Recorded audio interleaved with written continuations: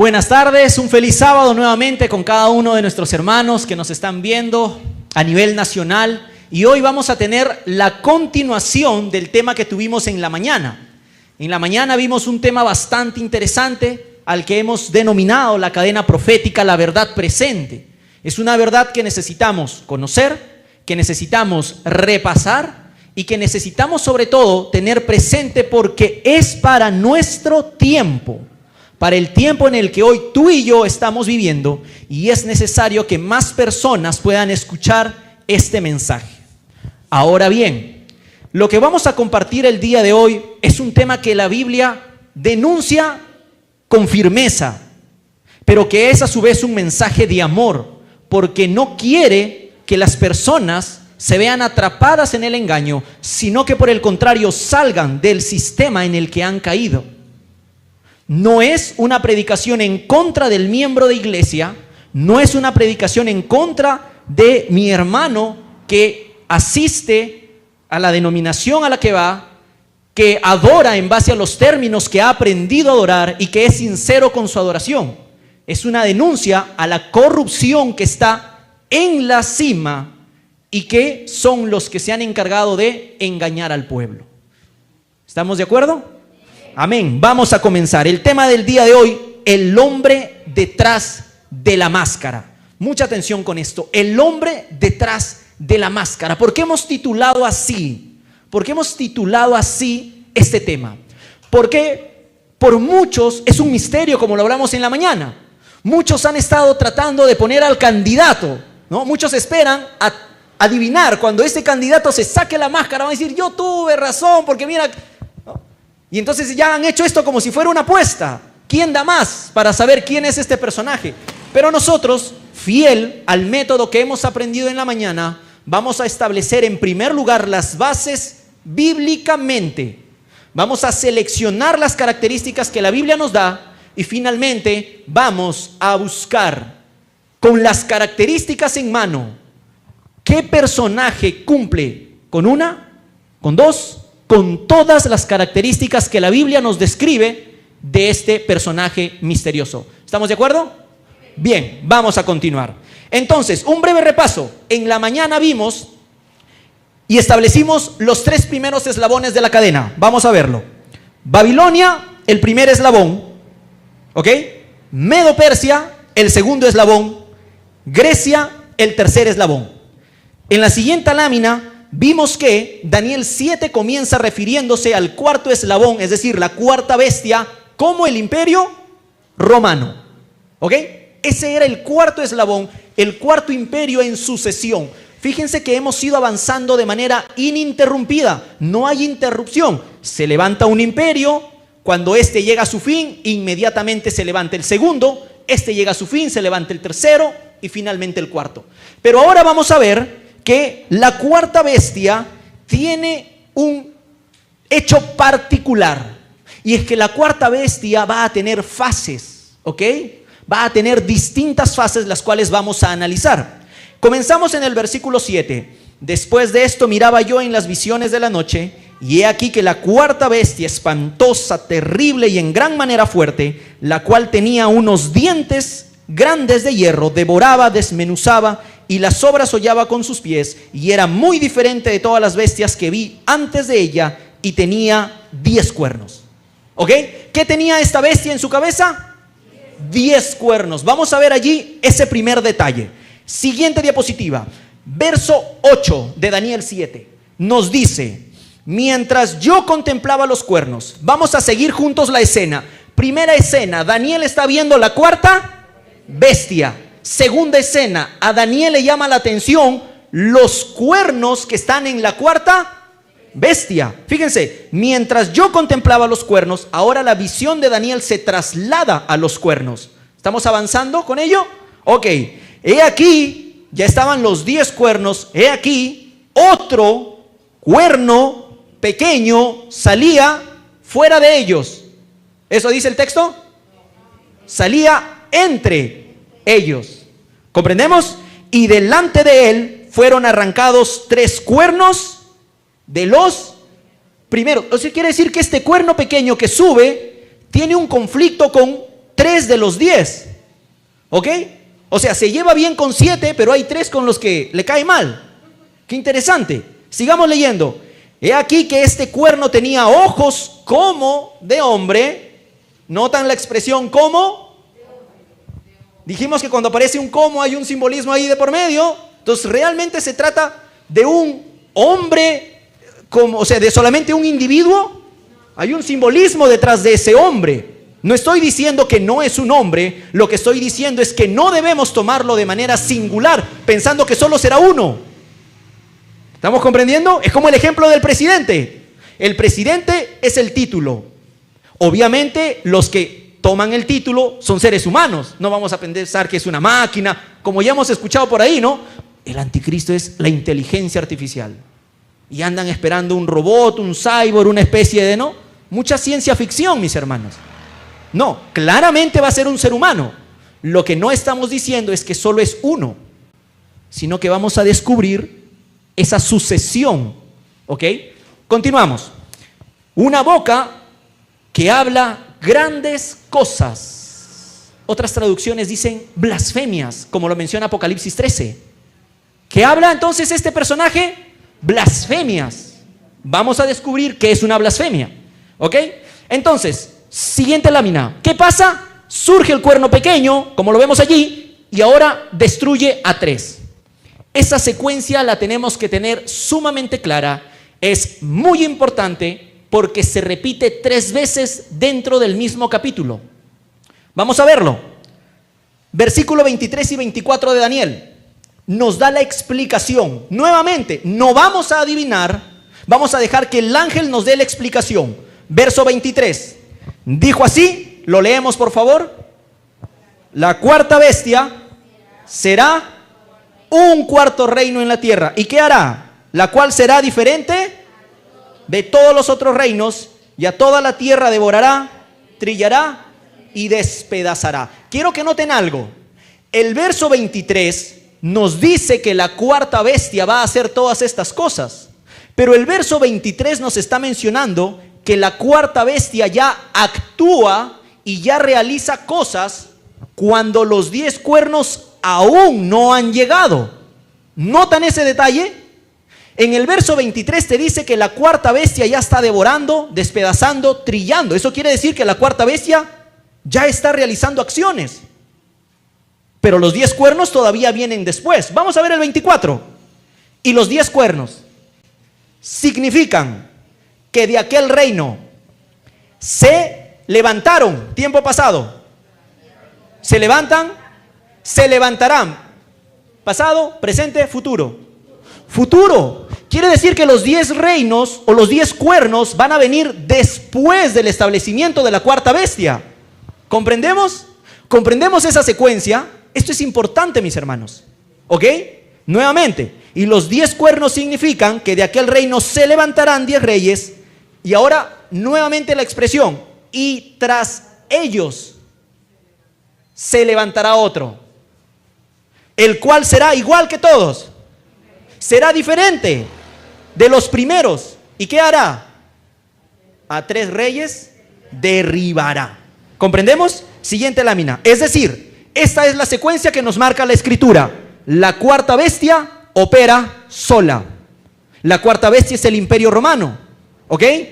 Y el Imperio Romano, la historia nos confirma que actuó como un imperio, como una unidad, hasta el año 476, año en el que el Imperio Romano cae. Ahora, ¿qué es lo interesante de esto? Que la Biblia nos dice que en un acto seguido, es decir, después del año 476, van a surgir 10 cuernos encima de la bestia. En un siguiente proceso comienza un cuerno pequeñito a surgir, 3 cuernos son atacados, son destruidos, y finalmente el cuerno pequeño se establece, el famoso anticristo. Esa es la secuencia que nos está marcando la escritura. Pero ¿será que esa secuencia es correcta? ¿Será que estamos haciendo un análisis correcto? Bueno, vamos a dejar nuevamente que la Biblia nos vaya guiando. Daniel 7:19, fíjense. Daniel ahora le pregunta nuevamente al ángel porque tiene inquietud. Entonces tuve deseos de saber la verdad acerca de la cuarta bestia que era tan diferente de las otras, espantosa en gran manera, que tenía dientes de hierro y uñas de bronce, que devoraba, desmenuzaba y las obras hollaba con sus pies. ¿Se dan cuenta que la cuarta bestia actúa en primera instancia? Luego Daniel hace la misma conexión. Asimismo, es decir, luego tuve interés de saber acerca de los 10 cuernos que tenía en su cabeza y del otro que le había salido, delante del cual habían caído 3. Nuevamente se repite el hecho. Y este mismo cuerno tenía ojos y boca que hablaba grandes cosas y parecía más grande que sus compañeros. Entonces estamos descubriendo varias cosas aquí presente. En primer lugar, la cuarta bestia es el imperio romano. Luego del imperio romano, posterior a su caída, tiene que haber una etapa en donde el imperio romano se va a fraccionar porque se van a levantar 10 cuernos, 10 reyes. Ojo. Luego, en una siguiente etapa, este cuerno pequeño tiene que atacar a 3. Este cuerno pequeño tiene que surgir fuera de los 10, en medio de los 10. En medio de los 10, porque se levanta entre ellos. ¿Correcto?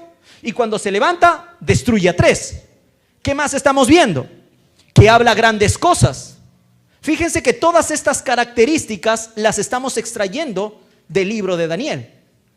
Seguimos. Versos 7 y 8. He aquí que este cuerno tenía ojos como de hombre y una boca que hablaba grandes cosas. Ok. Y siguiente lámina. Y parecía más grande que sus compañeros, y veía yo que este cuerno hacía guerra contra los santos y los vencía. Una característica más de este personaje. Y hablará palabras contra el Altísimo, y a los santos del Altísimo quebrantará, y pensará en cambiar los tiempos y la ley. Otra característica más. ¿Vamos anotando las características? Y serán entregados en su mano hasta tiempo, tiempos y medio tiempo. Entonces la Biblia nos está diciendo de dónde surge el cuerno pequeño. La Biblia nos está diciendo en medio de quién surge el cuerno pequeño. La Biblia nos dice qué es lo que tiene que hacer cuando surja. La Biblia nos dice a quién ataca. La Biblia nos dice cuánto tiempo gobierna. La Biblia nos dice qué cosas dice y habla y en contra de quién lo hace. Son características que están marcadas. ¿Ok? Eso no los estamos inventando. Ahora la pregunta es, ¿quiénes son los santos? El otro día platicaba con una persona que me decía, los santos es Israel. Y el anticristo viene a perseguir a Israel, como si el pueblo de Israel ya no hubiera sufrido bastante. Y le digo, ¿y nosotros no somos los santos? Sí, pero nosotros somos del grupo de santos que se va en el arrebatamiento antes. Y entonces Dios tiene 2 grupos de santos, pues yo quisiera estar en el que se va antes, ¿no? Pero no es lo que la Biblia me dice, porque Apocalipsis 14:12 me dice quiénes son los santos. Aquí está la paciencia de los santos. ¿Y quiénes son los santos? Los que guardan los mandamientos de Dios y la fe de Jesús. ¿Amén o no? Amén. Entonces, ellos son los santos. ¿Guardamos los mandamientos de Dios? ¿Vamos a ser perseguidos? Amén. Con más fuerza, mis hermanos. Amén. Falta poco. Bien, vamos a continuar. Entonces, aquí tenemos en pantalla las características que hemos establecido. Pueden tomarlo nota. Está la característica y al costado está el texto de donde hemos extraído las características. No hemos interpretado hasta ahorita. No estamos diciendo es que el presidente de aquí, el presidente de allá. Simplemente hemos anotado las características. ¿Qué nos dice? Vamos a revisar las características. La primera característica de este personaje tiene que surge del cuarto reino, de la cuarta bestia, por lo tanto tiene que ser un poder romano. ¿Por qué el mundo cristiano está buscando en Medio Oriente a un árabe, a un musulmán, a un judío? Dice. ¿De dónde sacaron eso? Segunda característica, se levanta entre los 10 primeros. ¿Recuerdan? Surge en medio de los 10 cuernos. Tercera característica del anticristo. Es un cuerno pequeño, un reino. Recuerdan que lo vimos en la mañana. Es un cuerno pequeño, pero parece, ¿qué cosa? Más grande que los otros. Cuarta característica, se levanta después del establecimiento de los 10. Recuerdan que primero cae el imperio romano, luego vienen los 10, luego aparece el cuerno pequeño y luego se levanta atacando 3. Es esa secuencia, no puede ser antes. ¿Comprendemos la secuencia del orden? Bien, quinta característica, es igual que todos los reinos de la tierra. Es diferente de los reinos de la tierra. Sexta característica, derriba a 3 de los 10 primeros. Séptima característica, es también un hombre que habla blasfemias contra Dios. Octava característica, hace guerra contra los santos y los vence. Novena característica, por tiempo, tiempos y medio tiempo dura su gobierno. Décima característica, piensa en cambiar los tiempos y la ley. Onceava característica, a toda la tierra devora, trilla y despedaza. Y la doceava característica, que lo encontramos al final del capítulo 7, es que Cristo mismo lo destruirá. ¿Ok? Este es un poder entonces que ningún ser humano va a poder frenar, sino el único, que es aquel Rey de Reyes y Señor de Señores, quien pone fin a su imperio. ¿Recuerdan lo que habíamos estudiado en la mañana? Se levanta el imperio del Tahuantinsuyo, por ejemplo, con los incas gobernaban, pero cuando llegó el 14º inca, ya no pudo sostener más el imperio y terminó llegando el fin del imperio del Tahuantinsuyo. Y así sucesivamente, lo mismo con Babilonia, con Grecia, con Medo-Persia. Pero este imperio se levanta en el pasado y nos dice que estará presente hasta cuando Cristo venga. ¿Será posible que sea un solo hombre y que pueda vivir desde el año 400 hasta el día de hoy? ¿Cuántos años tendría? No tiene sentido, ¿comprendemos? Pero sí puede haber una descendencia, un linaje. ¿Comprendemos o no?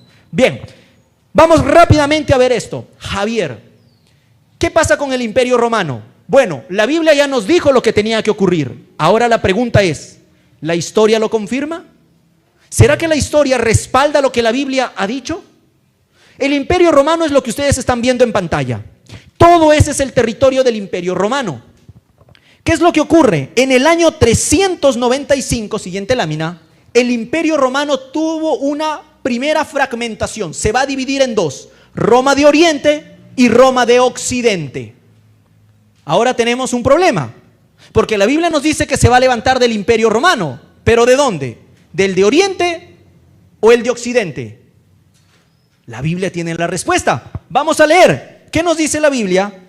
Que el Imperio Romano se tiene que fraccionar ¿en cuántos? ¿En 2? ¿En 10? En 10. Ahora, ¿qué nos dice la historia? Siguiente lámina. Mis hermanos, el Imperio de Oriente, que pasó posteriormente a llamarse el Imperio Bizantino, nunca, escúchenlo bien, nunca se fraccionó. Siempre estuvo como un solo imperio hasta su posterior caída en años recientes, 1800, 1900, por ahí. ¿Me explico? Nunca se dividió. ¿Tendremos que buscar entonces en el Imperio de Oriente? Si no se dividió, ¿cómo vamos a buscar allí? ¿Comprendemos? ¿Me estoy dejando entender? Pero ¿qué pasa en Roma de Oriente? De Occidente, perdón.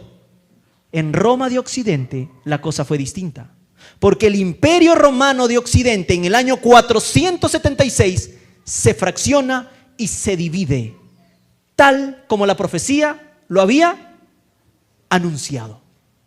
¿Coincidencia? Ahora, sería demasiada coincidencia, porque si hay 10 naciones en las que se ha fraccionado el antiguo Imperio Romano, sería demasiada coincidencia que 3 de estas 10 desaparezcan. ¿Será que la historia lo confirma? Efectivamente, mis hermanos, la historia confirma que de esas 10 naciones, vamos a ver que 3 de estas son destruidas. Siguiente lámina. Fíjense, los cérulos, los vándalos y los ostrogodos son naciones que hoy en día no tienen descendencia. Todas las otras naciones en las que se fraccionó el Imperio Romano tiene descendencia. Son las actuales naciones europeas.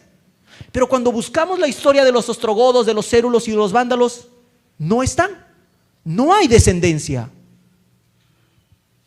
Pero la Biblia nos dice que el anticristo es aquel que estaría destruyendo a 3 de los 10.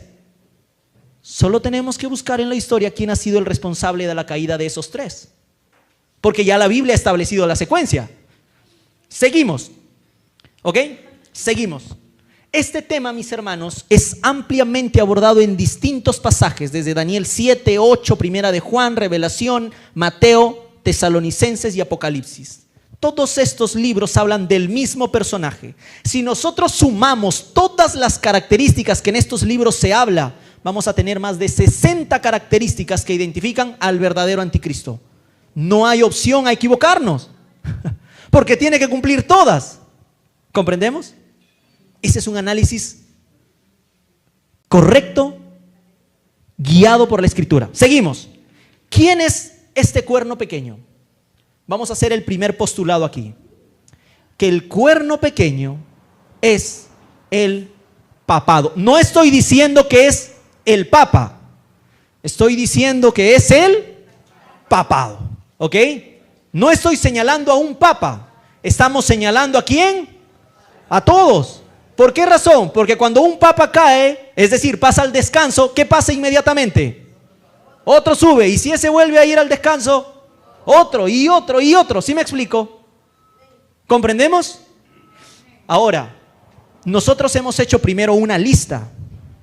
Sería absurdo hacer la lista y no corroborar si es que el candidato que estamos postulando cumple con todas y cada una de las características. ¿Comprendemos? Vamos a ver. Primera característica, tiene que ser un poder romano porque surge del imperio romano. Mis hermanos, el papa tiene, o el papado, todo su sistema tiene el siguiente nombre. El nombre oficial de la Iglesia católica, ¿qué cosa es? Apostólica romana. Su ubicación geográfica es en la ciudad del Vaticano. ¿Y dónde se encuentra la ciudad del Vaticano? En Roma. Su idioma, el idioma de la Iglesia católica, de los papas, el idioma oficial de la ciudad del Vaticano es el latín. Y el latín era el idioma oficial de la Roma imperial. Y es la única nación del mundo que todavía usa el idioma de la Roma imperial. Las encíclicas son cartas que los papas hacen a toda la comunidad de fieles e incluso al mundo entero. Y estas encíclicas son redactadas en primer lugar en latín. Curiosamente, la mayoría del mundo no hablan latín, pero ellos lo mantienen. ¿Por qué? Porque son romanos. ¿Me explico? Siguiente lámina. Toda su estructura, en la siguiente, vamos a ver que toda su arquitectura, siguiente lámina, toda su arquitectura es romana y su sistema numérico es romano y su sistema de gobierno es heredado del imperio romano. Pero ¿será que esta es una acusación sin fundamento alguno? ¿Por qué no dejamos que los propios eruditos y historiadores católicos nos digan si son romanos o no?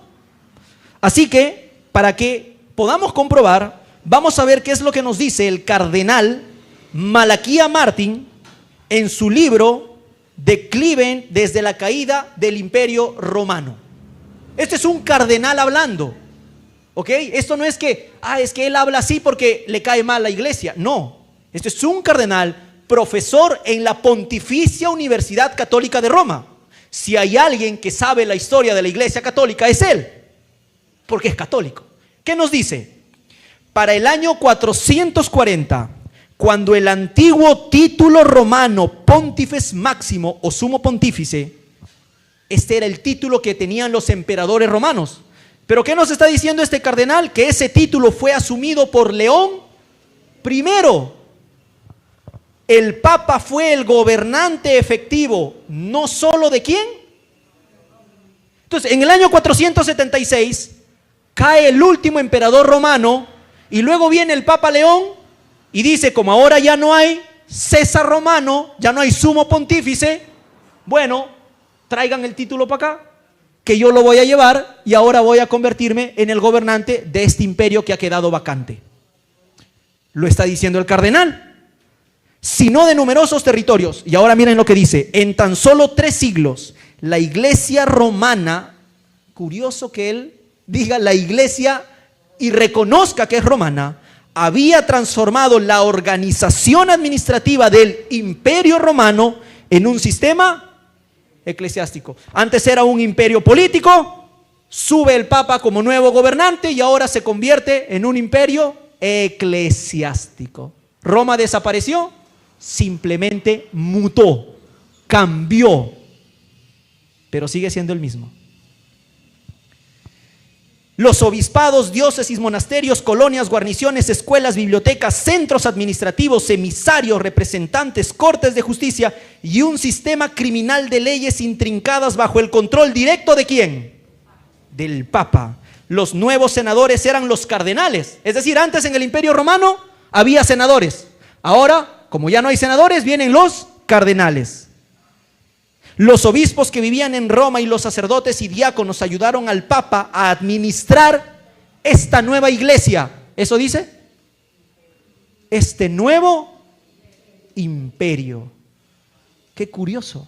Porque cuando nuestro Señor Jesucristo estuvo aquí y fue llevado al desierto a ser tentado, Satanás le mostró ¿qué cosa? En el monte, todos los reinos del cielo, y le dijo: todos estos reinos te daré, todos estos imperios te daré, si postrado me adoras. ¿Y qué dijo Jesús? Dame para acá todos.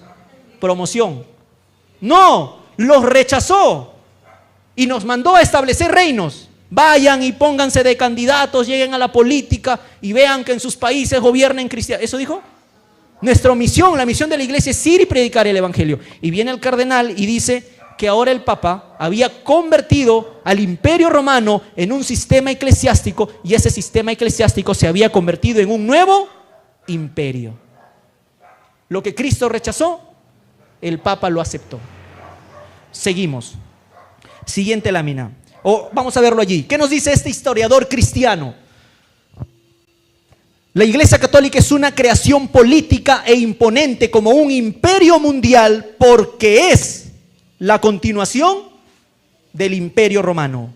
El Papa, que se llama a sí mismo rey y sumo pontífice, es el sucesor de César. ¿Comprendemos? Siguiente, cumple la primera característica, es un poder romano. Más romano no vas a encontrar. Solo con esto ya habríamos finalizado, porque no hay otro candidato que sea romano en el mundo, mis hermanos. Segunda característica, se levanta de entre los 10 primeros reinos. Vamos con la siguiente lámina. Geográficamente, vamos a ver con esto. Miren, el Imperio Romano se divide en dos. La parte de Occidente, pregunto, ¿el Vaticano está ubicado en la parte de Occidente, allá en Italia? Sí. Cumple la característica que el Vaticano, su sede se establece en la división del Imperio Romano en Occidente. La cumple. Siguiente característica. Es un reino pequeño, pero parece más grande que los otros. ¿Qué nos dice la Enciclopedia Británica? Siguiente lámina. La Enciclopedia Británica nos dice que la Ciudad del Vaticano es el estado independiente más pequeño del mundo. ¿Qué nos dice la profecía de Daniel? Es un cuerno, es un reino pequeño, pero parece más grande que sus compañeros. ¿Será que una ciudad tan pequeñita de menos de 0.44 kilómetros cuadrados, que es la ciudad más pequeñita del mundo, tendrá influencia mundial? Bueno, la Enciclopedia Británica nos dice, siguiente lámina, que la Ciudad del Vaticano alberga a la Santa Sede. La Santa Sede es el nombre dado al gobierno de la Iglesia Católica Romana y se extiende a los católicos ¿de dónde? De todo el mundo, que se estableció como un estado independiente para permitir al Papa ejercer su autoridad universal. Es un cuerno pequeño, pero parece más grande que sus compañeros. ¿Será que el presidente de Perú tiene influencia fuera de Perú? Ni los peruanos que están fuera hacen caso. Pero si el Papa dice salten en Roma, ¿qué hace el mundo católico a nivel mundial? Salta. Su autoridad es universal. Henry Grattan Guinness, siguiente lámina, en su libro Romanismo y la Reforma nos dice: para el año 1500 no existía nación libre en Europa. Todas estaban sujetas al gobierno tiránico de Roma. Ahora, la mitad de Europa y América están libres de ese intolerable yugo. Más de 1500 años, imagínense. Seguimos. Vamos a sumergirnos nuevamente. Los más sagrados concilios, Enciclopedia Católica, miren. ¿Qué nos dice? Definimos que la Santa Sede Apostólica y el pontífice romano tienen la primacía, es decir, el gobierno sobre el mundo. Ellos no dicen sobre los católicos, porque ellos piensan y creen que tienen dominio sobre todos y que ese es su derecho divino. Siguiente. El cardenal Henry Edward Manning, nuevamente, fíjense que estoy citando fuentes católicas. El cardenal Henry Edward Manning nos dice en su libro El poder temporal del vicario de Cristo, el vicario del Hijo de Dios, el vicario del Hijo de Dios encarnado, sumo sacerdote. ¿Quién es nuestro sumo sacerdote? Pero el cardenal nos dice el vicario del Hijo de Dios encarnado, pero no que Cristo ya se había encarnado allá por el año 30 cuando es crucificado, pero acá nos dice que no, que hay otro que está encarnado, sumo sacerdote, ungido y gobernante temporal supremo, el Papa, se sentó en su tribunal imparcial para juzgar entre nación y nación, entre pueblo y príncipe, entre soberano y súbdito. Aquí no veo que el Papa piense que hay otro sobre él.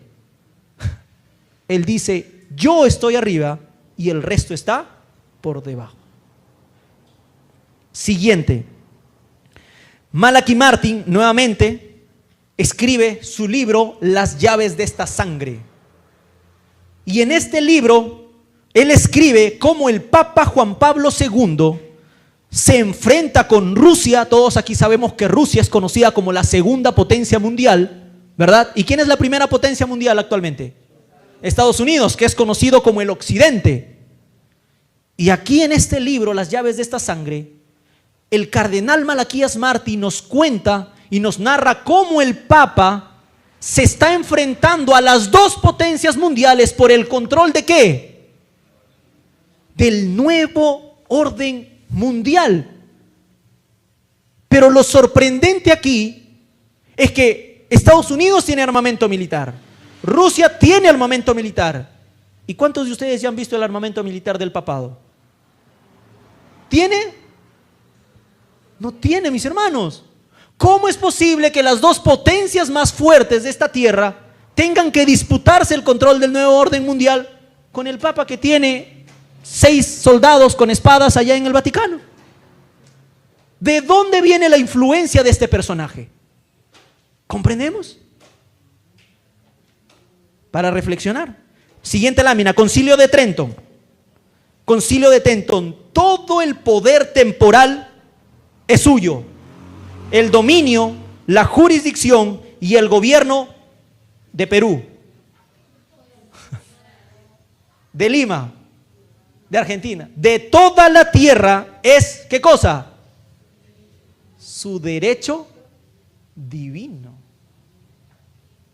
Todos los gobernantes de la tierra, todos los gobernantes de la tierra son sus súbditos y deben someterse a él. Concilio de Trento. ¿Lo dije yo? No. Concilio de Trento. Ahí está el documento. Eso lo escribió un católico. Estoy mostrando solo fuentes católicas. Cumple entonces la tercera característica. Siguiente lámina. Es un reino pequeño, pero parece más grande que los otros. Cumple. Cuarta característica. Se levanta después del establecimiento de los 10 reinos. El papado tendría que subir al poder después de que Roma se haya fraccionado en 10 reinos. Vamos a ver cómo ocurre esto. Siguiente lámina. En el año 476 Roma se fracciona acá y se divide. Y en el año 534, para esta época, había 5 regiones en donde habían obispos que dirigían el cristianismo. Estaba Roma, Antioquía, Jerusalén, Constantinopla y Alejandría.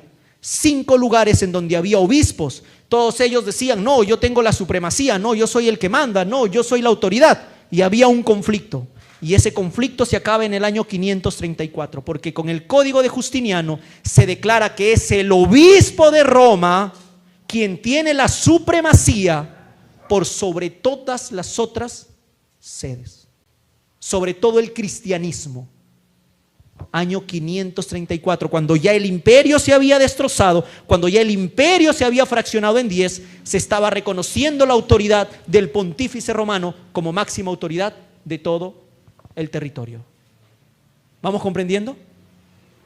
Siguiente característica. Y aquí hay algo interesante. Mucho se ha escuchado de que el anticristo es un personaje que será ateo. ¿Han escuchado eso? No, tiene que ser ateo. O unos dicen tiene que ser del movimiento LGTB, porque la Biblia dice que del amor de las mujeres no hará caso. Y andan buscando allí un personaje. No, tiene que ser del Islam, del musulmán. Y empiezan a decir una serie de cosas porque les han enseñado que anti tiene que ser como que el opuesto, el contrario. Pero una de las definiciones de anticristo, de la palabra anti en griego, es en lugar de.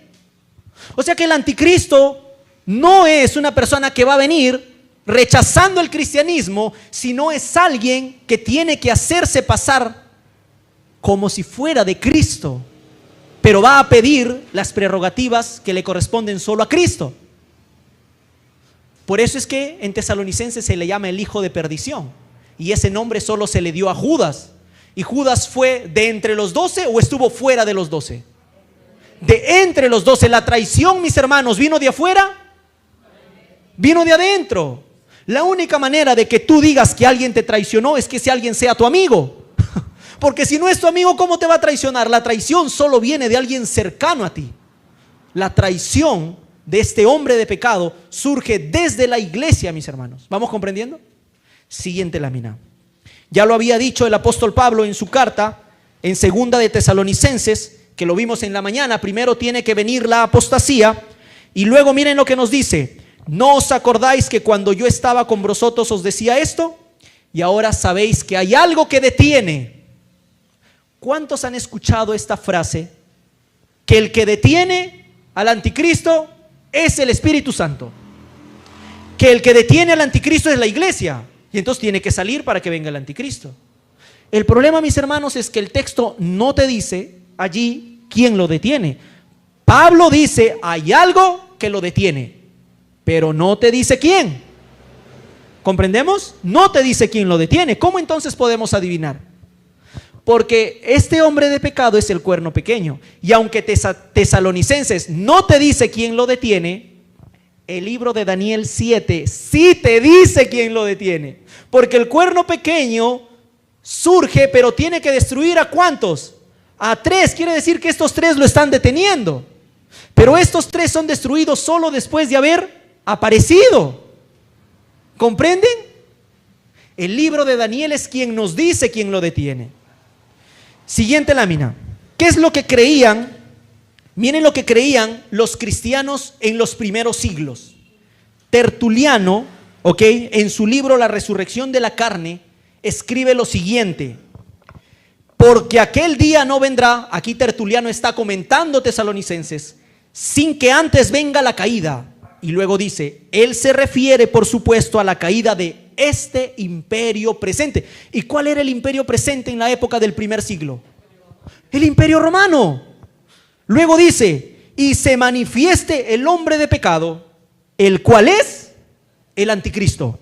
Y ahora miren lo que dice: ¿qué obstáculo puede ser más que el Estado romano, cuya caída y posterior dispersión en 10 reinos introducirá al anticristo entre sus ruinas? Oye, pero eso que está mencionando Tertuliano no está en Tesalonicenses. Eso está en Daniel, porque hemos visto, el imperio romano cae, se divide en 10 reinos, aparece el anticristo. Y Tertuliano está conectando Tesalonicenses ¿con quién? Con Daniel. ¿Notan? No tenemos que dejar que nuestra imaginación nos lleve a responder algo que la Biblia ya ha respondido. Siguiente lámina. Esta es la secuencia, señores. Cuarta bestia, dividida, cuerno pequeño. Y esto, siguiente, lo creían durante todos los primeros siglos. Vamos hasta la siguiente. Miren todo lo que los padres creían durante los primeros siglos. Siguiente lámina. Todos ellos creían en esto mismo. Desde Tertuliano año 160, Crisóstomo, año 300, San Jerónimo, año 300, 400, todos ellos creían una sola cosa, que la caída del Imperio Romano daría pase al anticristo. Pero hoy el mundo cristiano dice, el Imperio Romano ha caído, pero el anticristo como que se retrasó, no ha llegado. Ya vamos más de 1500 años y no ha llegado, y lo siguen esperando. Y algunos, bueno, ya fueron más allá, no lo vamos a ver, ya ni hay que esperarlo, porque igual ya nos vamos antes de que llegue. O sea, le ganamos al anticristo, nos vamos antes. Tremendo. ¿Qué pasó si todos los cristianos en los primeros siglos reconocían estas cosas? Siguiente, Henry Grattan Guinness nos dice, mientras los césares tenían el poder imperial, era imposible que surja el anticristo predicho. Tras la caída de los césares, se levantará. ¿Comprendemos? Siguiente característica. Avanzamos. Siguiente lámina. ¿Qué es lo que vemos entonces, mis hermanos? Que la secuencia nos lo marca el libro de Daniel. 10 cuernos, cuerno pequeño, tal como la profecía había dicho. Ahora la pregunta es, ¿por qué entonces, si durante tantos siglos se reconoció al papado o aquel poder que vendría como el anticristo, por qué hoy en día la mayoría de la cristiandad no predica esto?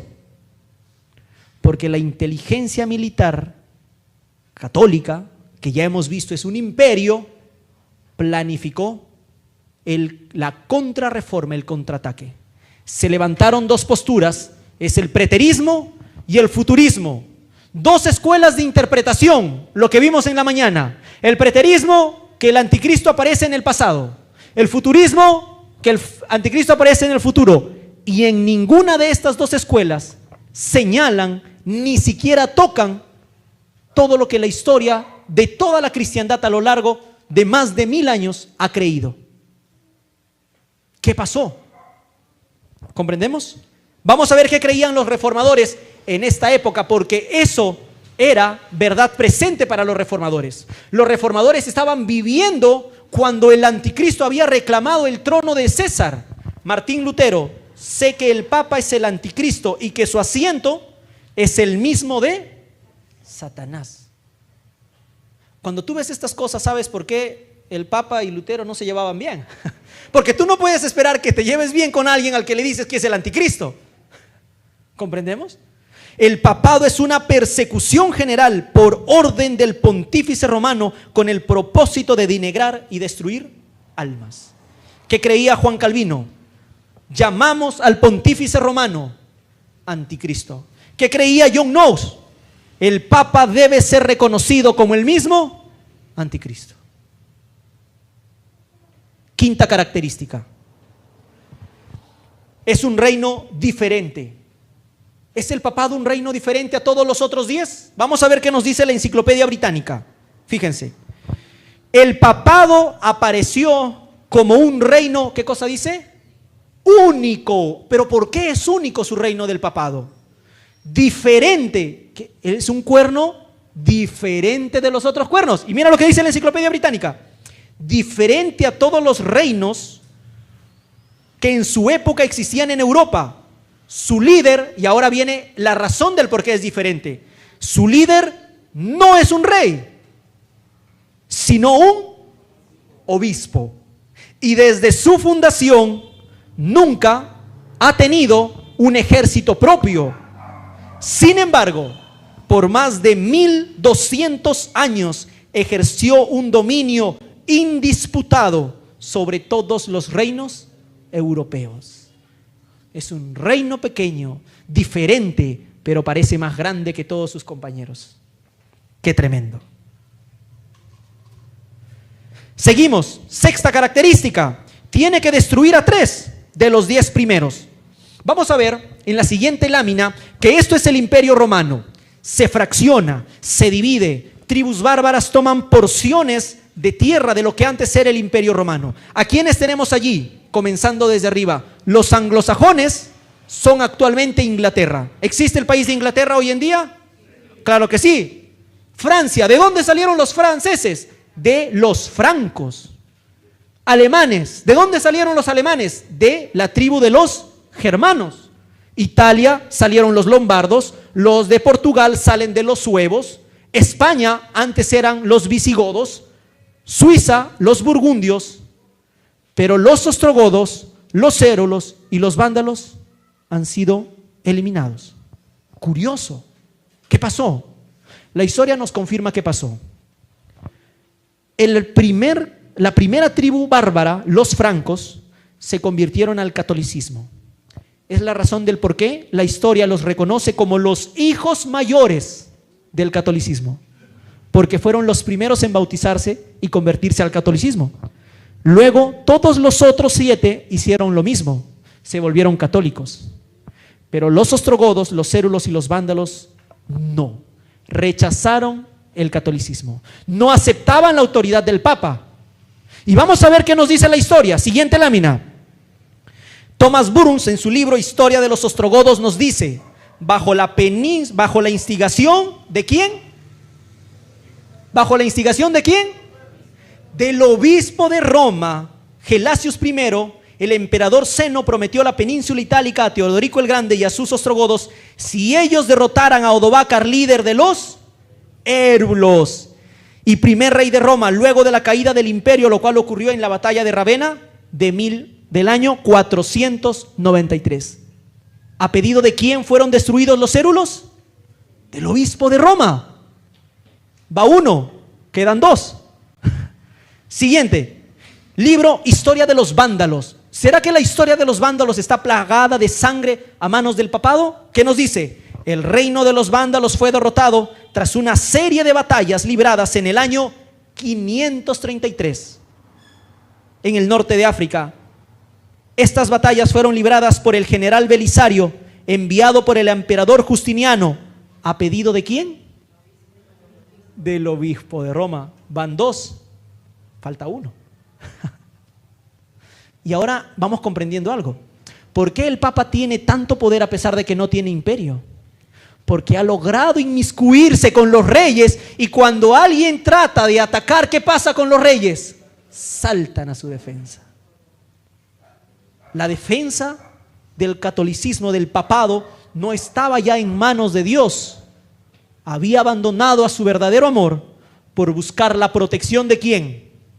De los reyes. Y eso se conoce como fornicación. Y Apocalipsis 17 dice: la gran ramera que ha fornicado ¿con quién? Con los reyes de la tierra. Siguiente lámina. Philip Schaff, en su libro Historia de la Iglesia Cristiana: para el obispo de Roma, el liderazgo sobre todas las iglesias carecía de valor mientras su sede permaneciera bajo el asedio de los ostrogodos, quienes ocupaban y subyugaban la península itálica. En el año 538 este obstáculo fue eliminado gracias al general Belisario, quien los venció en batalla, y finalmente fue bajo cuya protección militar que el Papa Vigilius ascendió a la silla papal. ¿En qué año? En el año 538, no solo como líder eclesiástico, porque ya lo era, sino también como ¿qué?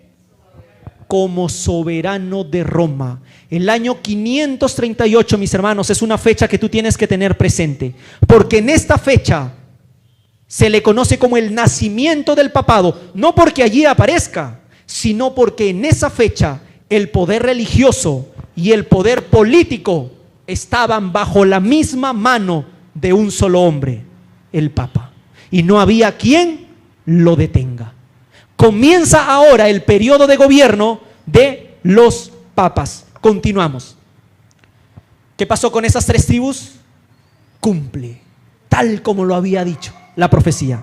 Séptima característica: es también un hombre que habla blasfemias contra Dios. ¿Ok? ¿Qué es lo que hace el mundo cristiano hoy en día? ¿Qué es una blasfemia? Lo que muchos hacen, van al diccionario. ¿Qué es blasfemia? Y ahí está el primer error. No, es que blasfemia es hablar malas palabras. Es que blasfemia es esto, es que blasfemia es lo otro.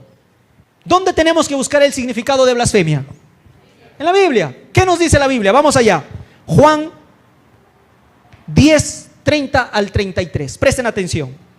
Yo y el Padre uno somos. Aquí está Jesús hablando. Yo y el Padre uno somos. Entonces los judíos volvieron a tomar piedras para apedrearle. Jesús le respondió: muchas buenas obras he mostrado de mi Padre, ¿por cuál de ellas me apedreáis? O sea, Jesús ve que lo quieren apedrear y él se sorprende: me van a apedrear por buenas obras. Los judíos responden: por buenas obras no te apedreamos, sino, ¿por qué? Por la blasfemia. ¿Y qué es blasfemia según la Biblia? Porque tú, siendo hombre, te haces Dios. Obviamente los judíos no sabían que Jesús verdaderamente era Dios, pero la acusación que los judíos hacían era desde un punto de vista humano, porque ¿qué es blasfemia según la Biblia? Cuando un hombre común y corriente, como tú, como yo, de carne y hueso, se atribuye ser Dios en la tierra. Siguiente lámina. Cardenal Roberto Bellarmine, que nos dice en su libro sobre la autoridad de los concilios: todos los nombres en las Escrituras que se aplican a Cristo, en virtud de los cuales se establece que Él está sobre la iglesia, todos esos nombres se aplican al Papa. ¿Eso es una blasfemia? Siguiente, The Catholic National, 1895. Tú eres sacerdote para siempre, dice el obispo que ordena. Ya no eres un hombre, ya no eres un pecaminoso hijo de Adán, sino eres un alter Christus, otro Cristo, por siempre un sacerdote del Altísimo con poder sobre el Todopoderoso. El Papa no solamente es el representante de Jesucristo, sino que es Jesucristo mismo oculto bajo un velo de carne. Mis hermanos, eso yo no lo escribí, eso lo escribió un católico, y ahí está la fuente. ¿Eso es una blasfemia? Las grandes cartas, siguiente lámina, las grandes cartas encíclicas del Papa León XIII. ¿Y qué Papa tenemos actualmente? El León XIV, o sea que su predecesor. Miren lo que dice: sostenemos en esta tierra el lugar de ¿quién? De Dios Todopoderoso. Díganme, mis hermanos, si eso no es una blasfemia. Díganme si eso no es levantarse y querer ser el Cristo en la tierra, cuando el verdadero Cristo reina desde los cielos. Y el mundo cristiano hoy en día vive esperando un anticristo. Segunda definición de blasfemia, Marcos 2, 5 al 7. Al ver Jesús la fe de ellos, dijo al paralítico: hijo, tus pecados te son perdonados. Pregunta: ¿Jesús podía perdonar pecados? ¿Por qué? Porque solo los pecados los puede perdonar Dios, y Él era Dios. Estaban allí sentados algunos de los escribas, los cuales pensaban en sus corazones: ¿por qué habla este así? ¿Y ahora qué es lo que dice? Blasfemias dice.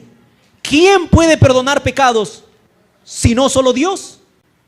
¿Qué es blasfemia según la Biblia? Que un hombre común y corriente se atribuye el hecho de perdonar pecados. Vamos a leer en el libro de San Alfonso María de Ligorio, Dignidades y Deberes Sacerdotales. Miren lo que dice: si el Redentor del cielo, si el Redentor Cristo descendiera a una iglesia y se sentara en un confesionario para administrar el sacramento de la penitencia, y un sacerdote se sentara en otro confesionario, es decir, Cristo se sienta en un confesionario, viene un sacerdote, se sienta en otro confesionario. Ahí está. Tú que estás yendo a que te perdonen tus pecados, tienes que elegir: ¿voy con Cristo o voy con el sacerdote? Bueno, la cola de Cristo está muy grande, entonces mejor voy con el sacerdote. Y mira lo que dice: Jesús diría sobre cada penitente: ego te absolvo. Es decir, en español, te absuelvo de tus pecados te son perdonados.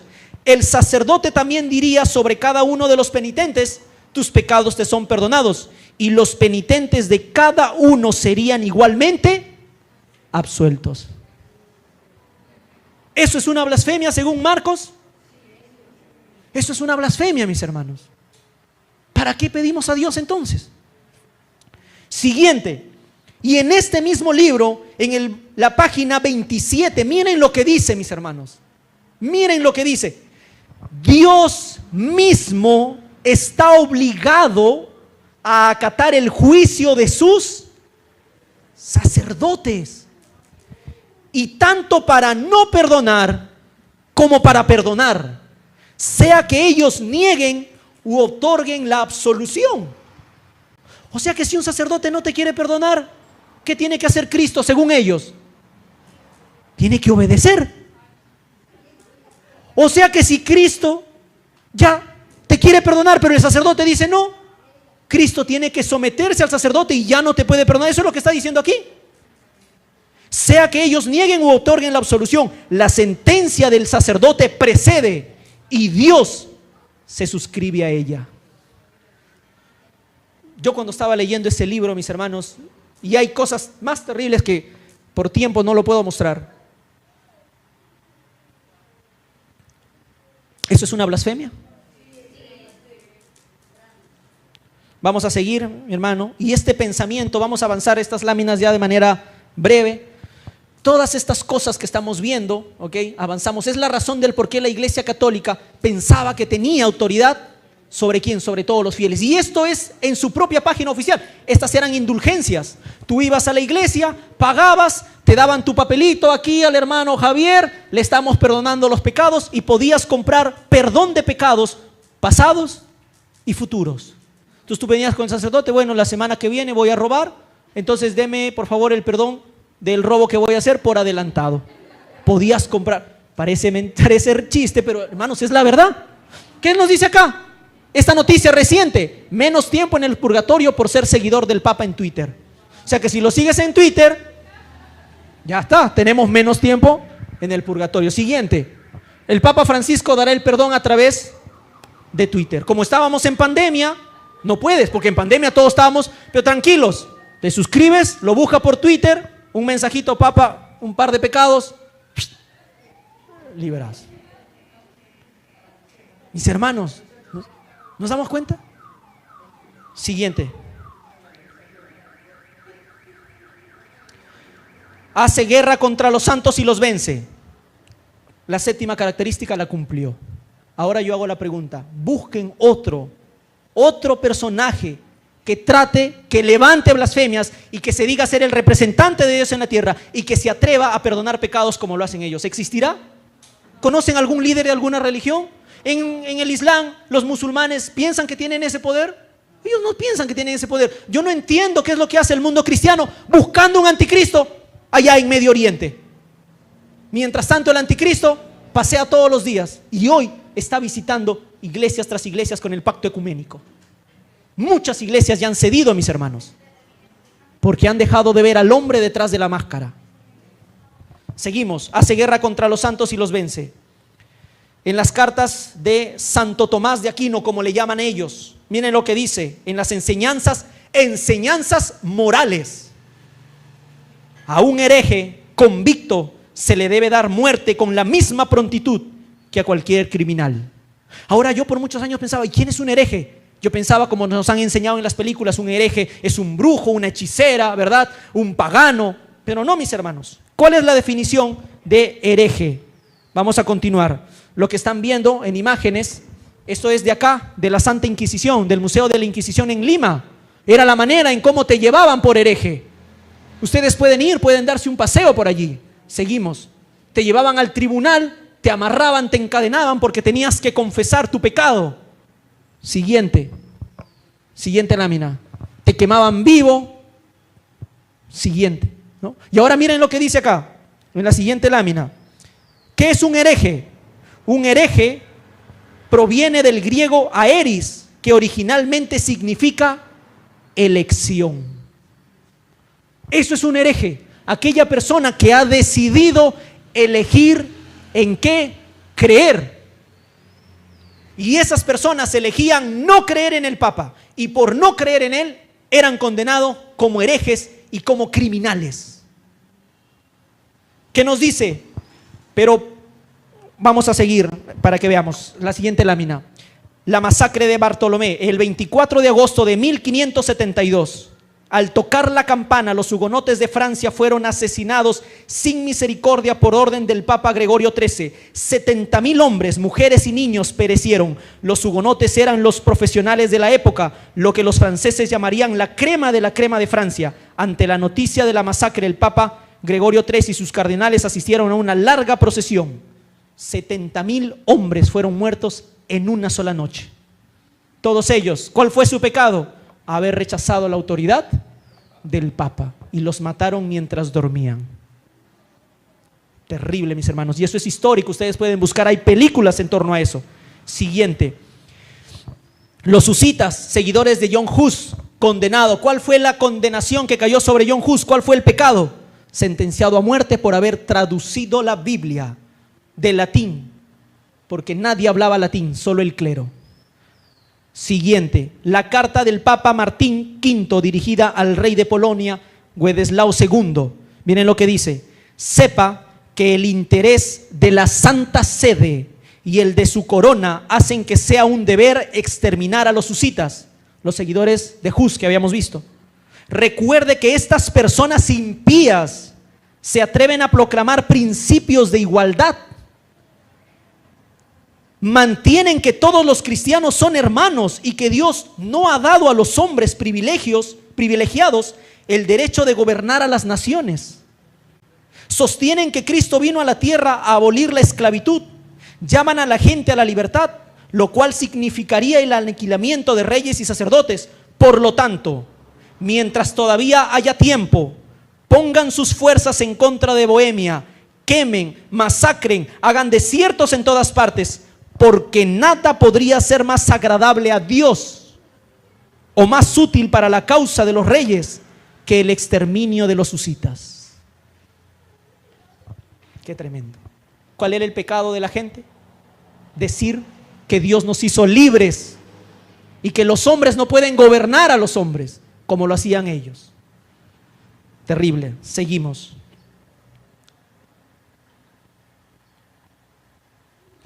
Siguiente. Esto es un inquisidor hablando, pero vamos a la siguiente lámina. Era la manera en cómo te enjuiciaban. Te llevaban al tribunal, te amarraban las manos, te ponían peso sobre los pies, el inquisidor al fondo jalaba la palanca, te levantaban hasta que los brazos sean dislocados. Mientras tanto, en la base tenías al clero diciéndote que te arrepientas de tus pecados por haber desafiado la autoridad del Papa. Ahí están las imágenes, mis hermanos. Parece mentira que estas cosas estuvieran allí. Es la importancia de entender y reconocer qué es lo que hacía el clero. Comprendemos por qué la Biblia lo llama, que es la descendencia de esta bestia espantosa, terrible. Aquel hombre que se ha levantado contra Cristo, profesando ser Cristo, hace todo lo contrario. ¿Recuerdan cuando Cristo estaba con sus apóstoles e iba a pasar por una aldea y no quisieron darle pase? Que dijeron los hijos del trueno: manda fuego, Señor, ¿verdad? ¿Y qué dijo Cristo? Adelante, ¿no? Que todos sean cocinados. No, ¿qué le dijo? No he venido a destruir, sino a salvar. Pero tienes al representante de Dios en la tierra, el sumo pontífice, diciendo: quémenlos a todos. Es el anticristo, profesando ser Cristo. Siguiente. Novena característica. Gobierna por tiempo, tiempos y medio tiempo. ¿Cómo se cumple esto, mis hermanos? Por términos prácticos y por escaso ya de tiempo, voy a avanzar con esto, pero quiero mencionar esto. Tiempo, tiempos y medio tiempo es la manera en cómo la Biblia registra el cómputo de años. Un tiempo es un año. Tiempos en plural, 2 años. Medio tiempo, medio año. Si sumamos todo, ¿cuánto nos da? 3 años y medio. Ese es el periodo de tiempo que debía gobernar el anticristo, 3 años y medio. Pero este tiempo es bastante interesante porque se repite varias veces en la Biblia. Se repite en Apocalipsis 12, se repite en Apocalipsis 13, pero en Apocalipsis 12 se repite como 1260 días. La mujer fue llevada al desierto y protegida por 1260 días. 3 años y medio son 1260 días. Pero en Apocalipsis 13 aparece como 42 meses. La bestia persigue al pueblo de Dios por 42 meses, el mismo periodo de tiempo. Esto lo que nos quiere decir es que tenemos que estudiar esas 3 profecías juntas porque están hablando del mismo evento. Pero ahora pensemos lo siguiente. El león de Babilonia que vimos en la mañana, ¿era literal o era simbólico? Simbólico. ¿El oso era literal o simbólico? Simbólico. ¿El leopardo? Simbólico. La bestia espantosa, simbólica. El cuerno pequeño, simbólico. Te pregunto, ¿cómo tiene que ser el periodo de tiempo de gobierno? Simbólico, porque todo el contexto es simbólico. El mundo cristiano dice, no, 3 años y medio allá, al futuro. 7 años, ¿no? 3 años y medio primeros, falsa paz, 3 años y medio después. Pero este periodo tiene que ser simbólico. Y si es simbólico, ¿dónde encontramos la respuesta, mis hermanos? Vamos a la siguiente lámina. 3 años y medio, vamos a ver, por la Biblia y por la Biblia podemos demostrar que los meses bíblicos tienen 30 días, mis hermanos, no tienen 365, perdón, no tienen 31 o 28 como nuestro calendario, y que el año tiene 360 días y no 365 días como hoy en día, ¿ok? Según el calendario lunar, y esto lo podemos ver estudiando el diluvio de Noé, cuando nos dice que él estuvo por varios meses allí, y haciendo este cálculo podemos demostrar que el año bíblico tiene 360 días. Siguiente. Si el año tiene 360 días y nos dice que el anticristo va a gobernar por 3 años y medio, serían 1260 días proféticos. Pero estamos comprendiendo que no son literales, son proféticos. ¿Cuánto equivalen en la vida real entonces? Vamos a ver qué es lo que nos dice el libro siguiente. Vamos a ver qué es lo que nos dice el libro de Números y el libro de Ezequiel. Aquí está Dios dando una profecía, una sentencia a su pueblo por la desobediencia. ¿Recuerdan cuando ellos desobedecieron 40 días? ¿Y qué les dijo Dios? Los haré vagar por el desierto. ¿Cuánto tiempo?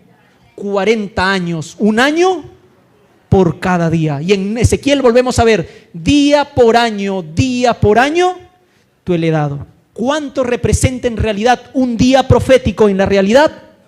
1 año. Si son 1260 días, ¿cuánto tiene que ser en la vida real? 1260 años. Siguiente lámina. Quiere decir que el papado tendría que gobernar por 1260 años. Y cuando se haya cumplido este periodo, se tenía que poner fin a su gobierno.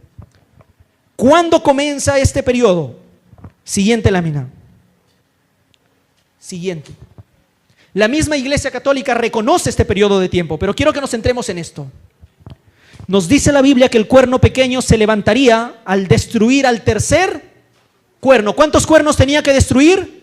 3. Los érulos, los vándalos, y en el año 538 cae el último de los cuernos. ¿Y qué pasa en el año 538? El poder político es puesto sobre el Papa. Poder político y religioso se unen.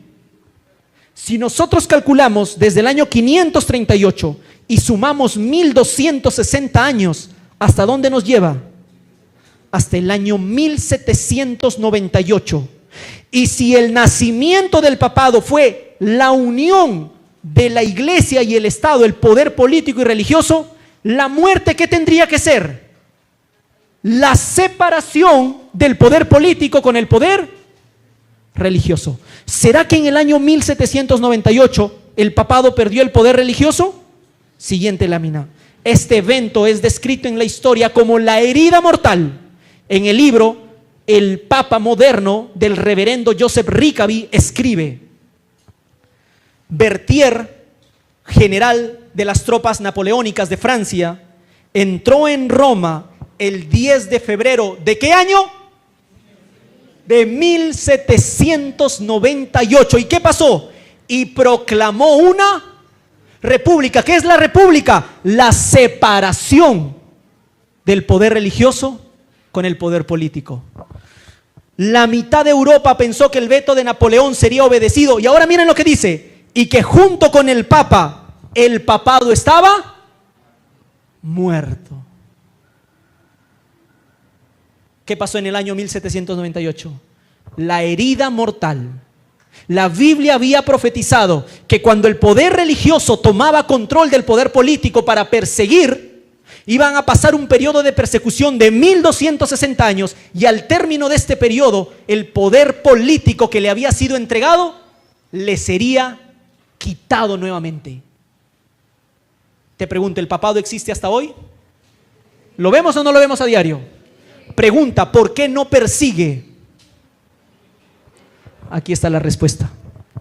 Ahí está la respuesta. Siguiente lámina. Ahí está la respuesta. ¿Saben por qué no persigue? Porque en el año 1798 recibió lo que Apocalipsis 13 llama la herida mortal. El poder político le fue quitado. Ya no tiene más poder político.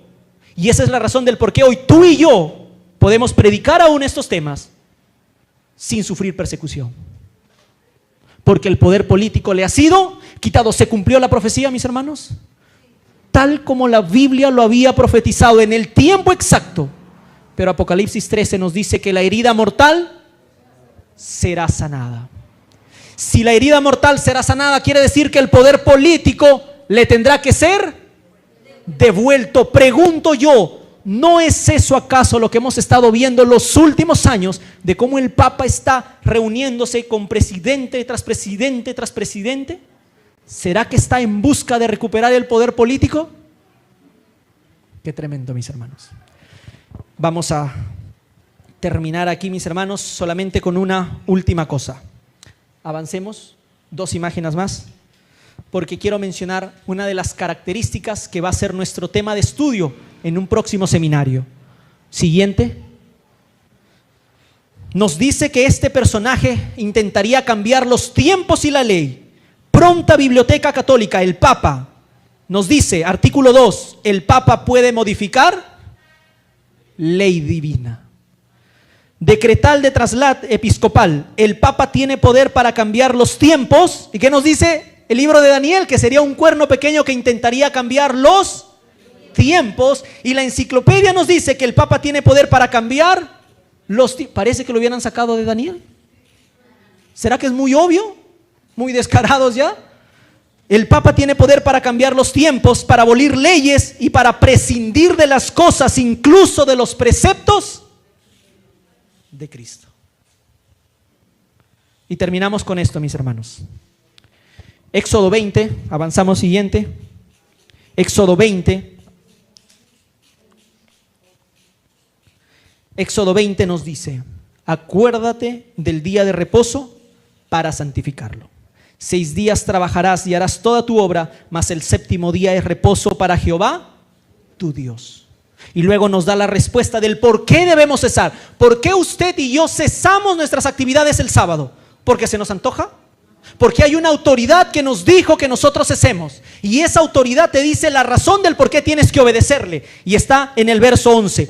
Porque en 6 días hizo Jehová los cielos y la tierra, el mar y todas las cosas que en ellos hay, y reposó en el 7º día. Por tanto, Dios bendijo y santificó el día de reposo, lo declaró santo. Siguiente lámina. ¿Qué nos dice la Enciclopedia Católica, volumen 4? La Iglesia, después de cambiar el día de descanso del sábado judío o el 7º día de la semana por el primero, hizo que el tercer mandamiento, pero si el sábado es el 4º mandamiento, que el tercer mandamiento se refiera al domingo como el día a ser santificado, como el día del Señor. No solo cambiaron el mandamiento de sábado a domingo, sino que además cambiaron el orden, porque del 4º lo pasaron al 3º. Y claro, ¿por qué hicieron esto? Porque el 2º mandamiento, que dice no adorarás imágenes, ha sido eliminado. Catecismo de la Iglesia Católica. Preguntas y respuestas en la parte final. ¿Cuál es el día de reposo según la Biblia? Respuesta: el sábado es el día de reposo según la Biblia. Siguiente. Pregunta: ¿por qué observamos el domingo en lugar del sábado? Observamos el domingo en lugar del sábado porque Dios cambió en su ley. ¿Eso dice? Porque la Iglesia Católica en el Concilio de la Odisea en el año 333 transfirió la solemnidad del sábado al domingo. Esto es con total conocimiento de causa, mis hermanos. Siguiente lámina, mi hermano. Y aquí hemos terminado. ¿Por qué? Siguiente. Cumple la 10ª característica. Ha cambiado los tiempos y la ley. Ha cambiado el calendario. se cumple. Todas las que hemos visto hasta aquí se ha cumplido. La característica 11, 12 y 13 no las podemos ver todavía, porque nos dice que va a dominar a toda la tierra, la despedazará, reinará hasta el final y su reino será quitado al fin de los tiempos. Y el fin todavía no ha llegado, pero está próximo a hacerlo. Y si el papado ya hizo esto en la Edad Media y en Europa, la Biblia predice que lo hará también a nivel mundial. Y tenemos que estar velando, mis hermanos. Mis hermanos, para terminar, esto tiene que ser motivo de regocijo para nosotros, porque hemos ido avanzando a lo largo de la historia, desde Babilonia, Medo-Persia, Grecia, Roma imperial dividida, Roma papal y la herida de muerte. Ya estamos en el año 1798 y estamos en el periodo de la herida de muerte, año 2025. Pero ahora la Biblia predice que esa herida va a ser sanada. Mis hermanos, es momento de regocijarnos, es momento de alegrarnos, porque cuando veamos estas cosas que nos dice la Santa Palabra, nuestra redención está cerca. ¿Decimos amén? Amén. La mano de Dios ha guiado la historia y de manera ininterrumpida, como lo predijo, se han cumplido todos los eventos. Tenemos la palabra profética más segura. ¿Decimos amén? Amén. Cristo viene pronto, Maranata. Amén, mis hermanos. Muchas gracias.